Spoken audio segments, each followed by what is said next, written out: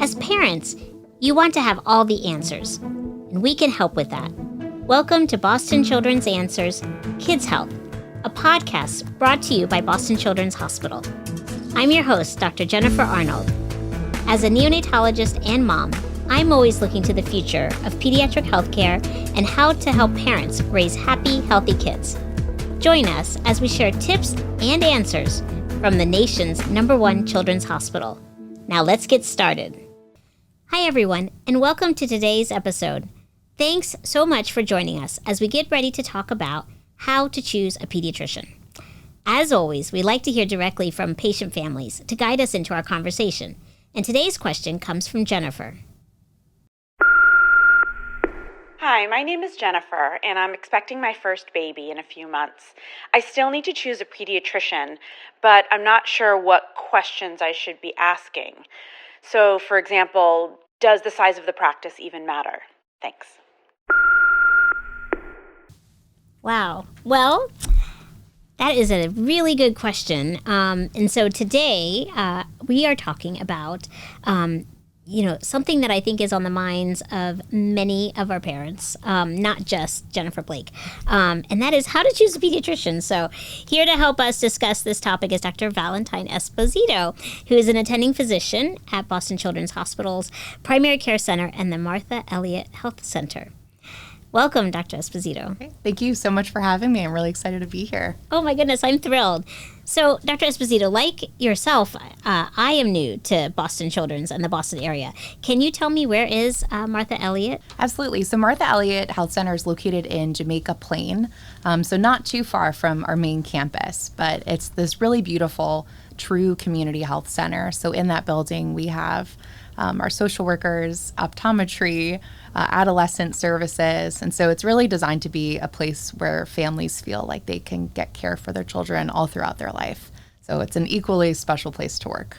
That's amazing. Well, and what I love about that is they offer so many services, which, as we're talking about sort of helping or figuring out how to find the pediatrician that's right for you, that information is really helpful to know what your options are in different practices. So as a pediatrician yourself, you're probably meeting new families all the time. I'm curious to know, when people are looking for a new pediatrician, when do they typically look? And, when should they, if you know when to recommend that would be helpful for us. Yeah, absolutely. I sort of think finding a new pediatrician almost happens in two phases during life. So it's when you're expecting a baby, and if you're a first-time parent, you don't necessarily have a pediatrician already as part of your care team for your family. And then we also see parents sort of reevaluate their primary care doctor a little bit later in life as their child has grown and changed and is maybe entering those teenage years where with more autonomy over their body and insights to their own health, then their preferences may change. So I sort of see those two phases of life. But to start out, for your first baby, I think it's great to start looking in your third trimester just to get a sense of the practices that are out there, the options, and potentially actually talk to some pediatricians ahead of time to see who might be a good fit. Yeah, so thinking about that, okay, new mom, expectant parents, how many pediatricians should we be looking at? I think about when I adopted my two kids and, I wasn't expecting, but I knew when they were coming. And so I needed to find a pediatrician. And I researched a bunch, but I only met with one. And now I'm wondering, should I have met with more? I think it's a funny thing. So when it comes to finding your pediatrician, I'd like to think when you know, you know. And so maybe you have that first meeting with a pediatrician and you're like, this is it. I found them. You're going to be my child's doctor. You're going to be part of our family. And this is great. So I do think the research ahead of time online is so important just to get your nuts and bolts and logistics. And then if you can talk to between 3 to 5 pediatricians, I think that's ideal just to get a sense of, fit and style and how communication feels with them and how your comfort level feels. And again, maybe you talk to the first one or the second one and you're like, I got it. I don't need any more of these interviews. But I think a bit of variety is helpful so that when you do make that decision, you could feel really content and secure with it. Before you even get to the meeting part, what are some of the things that, you recommend that parents look for in terms of, information, credentials, location, practice information, specialties that they have and offer? Oh yeah, there's so much to consider that it can feel really overwhelming, just doing that internet, rabbit hole kind of research. So I like to think of the experience of your doctor's visit starts when you're packing up your stroller, your car seat, all the stuff you need to get to the appointment. And so the first thing you're going to do is get out of your car. So I tell parents it's not a bad idea to think about the parking situation. I like that. Especially in the wintertime. It's just the little things count. So I think about parking initially. But then the size of your clinic. So Boston Children's Primary Care, we're in the main hospital. So you do have proximity to a ton of other specialties and clinics if your child has more unique medical needs. A practice like Martha Elliot Health Center, again, is a freestanding building, so a little smaller, but also has a bunch of services available right there. So then knowing what's going to be waiting for me when I walk through the door is sort of the next thing I think about. Okay. So those are kind of those two first just logistics steps. I'm parking my car, and then I'm walking in the building and what's in the building. Wow. Yeah, that's really helpful, I think, because I don't think many of us would, I didn't think about this when I was a new parent. Sort of like it starts from the moment that you're trying to, get in the door. And that does matter because it can be a source of frustration when you get there. Yeah. Oh, my goodness. What about other considerations, like in terms of just the values of the pediatrician and sort of how do you ensure that you have a connection with them? Yeah. It's not unlike going on a first date. So you're just trying to pick up a little sense of how they speak and communicate and just your overall comfort level. So a lot of it is some of these intangibles. I giggle a little bit about this because especially for the tweens and teenagers, I definitely try to communicate in a way that sometimes makes me sound cool. So I've been known to kind of mention TikTok and end up being completely irrelevant, and they think I'm kind of a nerd, which is okay. But I have a more sort of casual way of speaking with families. I don't want it to feel like there is this divide between me as their pediatrician and them as a family or patient. We're really all on the same team. So my communication style is just a bit more relaxed, like you're talking to a friend, and you feel like you're at home, somebody you could have coffee with. Other people are looking for more of a formal pediatrician where that dynamic of doctor and patient feels a little bit more distinct. And there's no right way to practice medicine, but I feel like most families have a vision or an idea of what the pediatrician in their life will look like and how they fit into their family as their child grows. And so just finding one that works for you, because pediatricians are all made differently.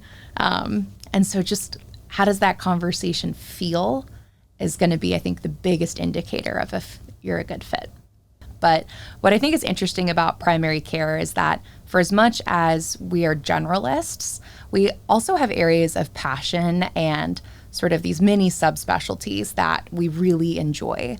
So for my practice, if I was talking to a new parent and they asked me what I was passionate about, they would see my face light up so big and my Italian hands just going everywhere when I asked and get to share about my experience with mental health for teenagers and really mental health of families overall as we're working through those early childhood development years. So that's my big passion.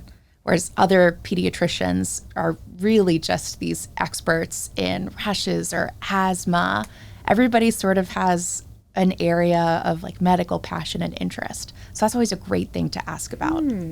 So I'm hearing you say is like not only just interviewing them about the basics, like, their vaccine and process and after hours care and sort of all of those logistics, but also just what's their passion? Because As I think about that, that applied to me when I was looking for a pediatrician for our kids, because the pediatrician that we found in his bio talked about his interest in taking care of kids who are internationally adopted. And I was adopting 2 kids internationally, so I thought, wow, he's going to be passionate about my kids and probably have some insights that maybe other pediatricians might not. So that's pretty important to think about. Yeah, and I truthfully would love to learn more about that type of care, but it isn't something that I'm well versed in. So sort of these nuances in our areas of practice can be really helpful. And I think you brought up another great question of just logistics, like what are our hours and who's available? Is anybody that I can call in the middle of the night? So I get to tell my families that they never have to worry by themselves. Middle of the night, there's no question too big or too small that you can't call us with, and that's why we're here. So just knowing how do I get my questions answered and who is there to talk to are huge things as you're thinking about your comfort level as a parent. Yeah, that makes a lot of sense. And then I'm guessing related that too, just like for your regular well visits or typical check-ins, like what are the office hours and, how do they work with your schedule, right, as a parent being able to get them there? That's pretty important too, I found. I bet. And some practices do evening well child checks and others have, some weekend hours. And parents are busy. You guys have full schedules and there's always something on your plate. And just knowing logistically, can I fit this important thing in to be as minimally disruptive to our regular everyday lives is a huge consideration. Because the doctor's visit, especially those well child checks, should feel like you have dedicated time and space to be present for them. And so if a clinic having certain hours that works best for your family empowers that visit to be meaningful and get your questions answered, that's a huge consideration. What about word of mouth? Because I think a lot of parents also want to know who are those that they can go to for recommendations. How would you ask or recommend parents think about that? Yeah, absolutely. There is just, being a parent now, there's so much information, whether it's on social media, talking to your friends, other people in your family. There's so much information on who your pediatrician should be, how to raise your child, what to feed them, what sippy cup should we be using. And I think all of the word of mouth comes down to whose values align with yours. And so just because somebody's, really close to you and a great friend doesn't mean your parenting styles are going to be similar or your values are going to be similar. I tell my families all the time when they ask for this kind of advice is, my little sister is my favorite person in the world, and she works in fashion and just has these fantastic outfits and just always looks amazing. And if I asked her, hey, Savannah, what should I wear? She would pick out this incredible outfit that just doesn't suit me because I like to run around in my cowgirl boots and, it's just not my style. And so that's okay. We're all looking for different things. So get your advice from people that you feel like parent similarly to how you would like to parent and to engage with healthcare in a way that you anticipate engaging with it. So advice is encouraged, but who you're getting your advice from is just worth considering. That makes sense as well. Like advice has got to match with your values. So that's important when you're considering, which friend to ask or which loved one. And so much of this conversation, I feel like comes down to values, which is such a nebulous thing to really hammer down. That really makes a lot of sense. So I have a question, a little bit related to my own practice. I'm a neonatologist, and so when I send kids home, a lot of them have significant medical complexities. And it's, I always worry about, are they finding a pediatrician that is prepared to take on, care for a child with medical complexities? For those patients and their parents who are, have children with medical complexities or going home from the NICU with a new child with medical complexities, what types of questions should they be asking when they're looking for a pediatrician? I think you want a pediatrician that's going to be honest with you. And so just the frank, point-blank question of, my child has medical complexities. how comfortable do you feel caring for them? And again, a good pediatrician is going to be honest about their scope of practice and their comfort level. So my answer is I am comfortable taking care of kids with medical complexities, but a big part of why I'm comfortable doing that is because our clinic at Boston Children's Primary Care has a rainbow team in place, which is for our kids with complex medical needs. And we have a dedicated pool of nurses who have extra training to help coordinate specialists, just so that the parents could be parents and that we can take some of the coordination and logistics off your plate. One of the things that I've heard in terms of your philosophy as a pediatrician is that, you have sort of more than one patient. You have the child and their parent or parents and caregivers. So I was wondering if you could tell me a little bit more about your philosophy in that. Yeah, thank you for asking. I'm really passionate about this topic too. So I think the best advice I ever got in medical school was your job as a physician is to find the truth in every room. And when I walk into a patient's room, that's the family that's in the room, whatever that family looks like, how it's built, the people in there. So I always ask my patients, like, who's here with you today? And they kind of look confused, like, what do you mean is with you? Like, these are my parents or my sister or brother. And I'm like, I just wanted to ask. And it's just a really fun way to learn about the composition of the family and the members in it. And then I sort of just check in on everybody, like how are we doing today? Before we get to your vital signs, your height and weight, your concerns for the day, how's our team doing? Because the patient is at the center of their healthcare and their team, but everybody in the room is on that team. And so if mom just had, or the birthing parent just had a C-section and they're in a lot of pain, I want to know about it. Can I walk you out to your car and carry, some of your things because you're not supposed to carry more than 20 pounds? Or I've had parents who are clearly sick themselves in the visit, and parents are so, such amazing advocates to their kids that sometimes I'll call a timeout and go, can we help book you an urgent care appointment for the pneumonia it sounds like you have? I'm a pediatrician, but I have a suspicion that you might be ill too. And so the truth in the room is different every time. And I think it is our job as pediatricians to provide family-based care and just ask, how can we help? I love your philosophy. Thank you. You can be my kid's pediatrician. I would be honored. Well, so let's talk a little bit more, too, for those listening about another aspect, I think, of finding your pediatric provider is telehealth. So, a lot of us through the COVID pandemic, we figured out how to utilize telehealth. Now that hopefully we are emerging on the other side of the pandemic, slowly but surely, the question is, we know telehealth is still here to stay. As a parent, what questions should they ask if they're looking for a pediatrician about, how to use telehealth, and how should we use telehealth in our practice today? So I think telehealth is critically important when I think about access to care. So not all of our families live close to the clinic that they receive care at. And especially when your child is sick and has to come in for a sick visit, ideally, if you can keep them in the comfort of their own home where they are going to be able to rest and just have their day-to-day comforts, that's a huge thing I want for them. And so if we can do telehealth, fantastic. So I'd always ask if it's available. But the big thing I think about with telehealth as far as when and how it's used is it being used for the right things?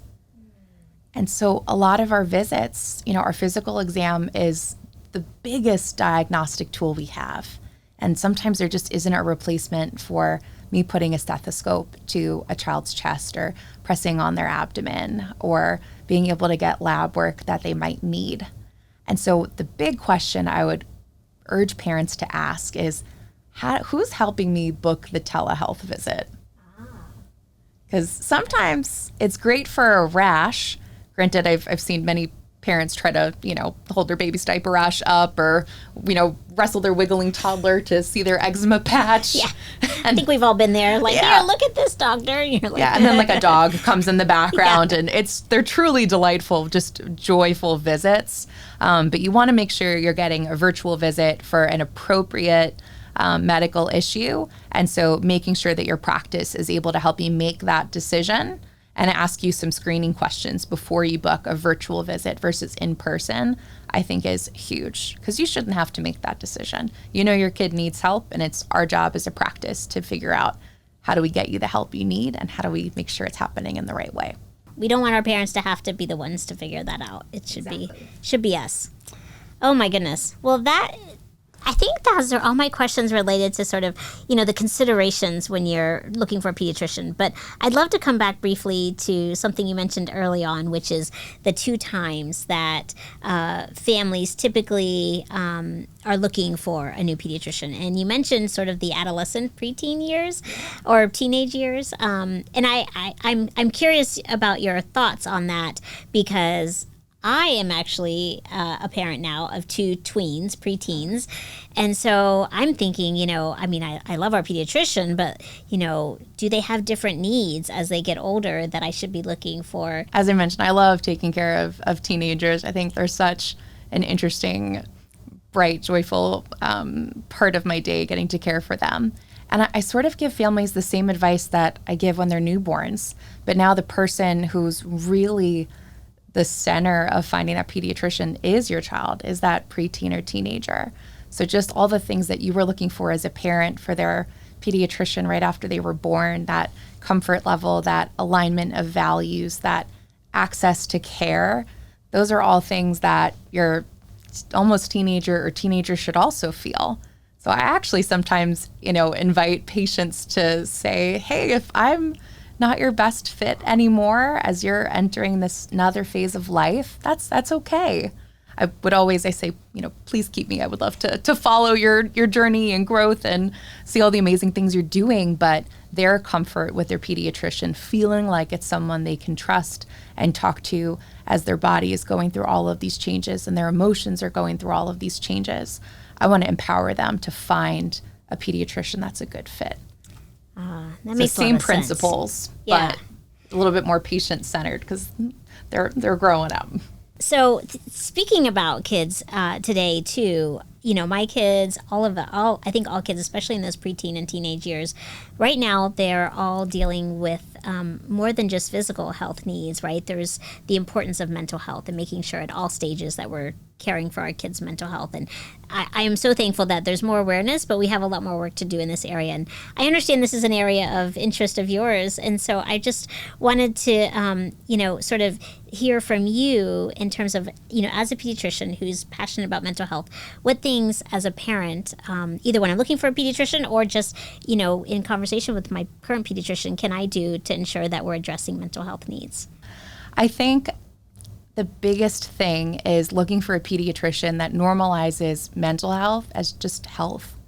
It shouldn't feel categorically different, but it does, because we're still working on that stigma and really integrating mental health as part of our general well-being as people.